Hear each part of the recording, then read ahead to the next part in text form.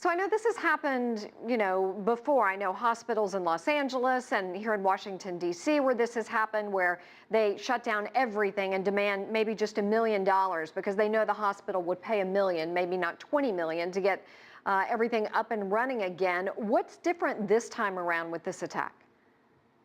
Well, certainly you're right. And the sheer scope this time is what's dramatically different. Here you're talking about 100 different countries.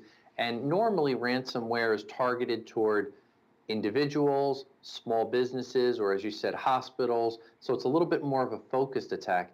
Here it's spread out to the masses, a much wider attack causing a lot more damage. The ironic thing is it's only been reported about $20,000 in Bitcoins that have been paid as far as a ransom so far. There probably will be more over time as this unfolds, but you would expect a lot larger amount of money that these cyber thugs would be getting, but it really hasn't been that affected. And the ransom has been about $300 it starts at, and then after about $200, they up the ante and increase the cost. So it gives you that sense of urgency that you got to pay or the price will keep escalating, and their hopes is that they'll collect a bigger bounty then. Oh my goodness. How do we go about tracking these people who are behind it, and how do we know who might be behind it? Is there any way, any clues you can look for?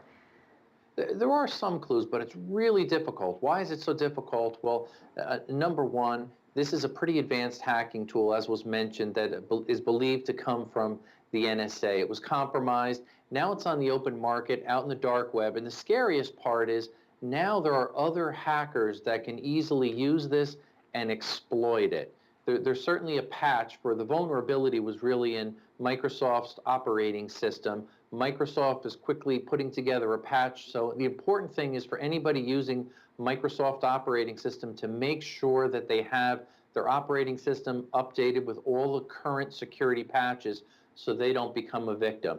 For those that already received the ransomware attack, this malware, malicious software, it may be too late. And what you have to hopefully do is revert to your backup. So it's important that everybody has a good, solid backup that is offline so they can't get infected with this strain of malware, and make sure that they have a current Microsoft operating system security patches updated. That's very good advice.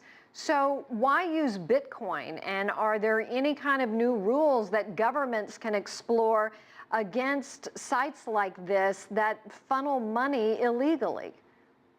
Yeah, it's a fabulous question. Well, Bitcoin, as you know, is digital currency. And what cyber thieves love about digital currency is it allows them to remain completely anonymous, and it's extremely hard to trace the roots back to see when somebody actually purchased it, because there's no tie between the buyer and the actual currency there. And that makes it very difficult. So that's why they require payment of the ransom in Bitcoin, so they can get the money and nobody can easily track them.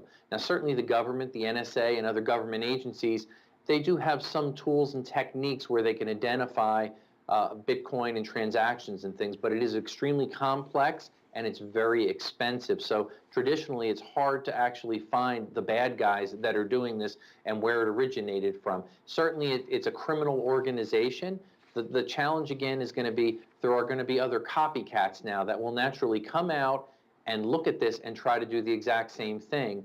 And there'll be a lot more ransomware attacks, so the gravity of this can get a lot worse. So again, make sure you back up your system, keep it offline as the minimum that you do to stay safe in case you are a victim of it.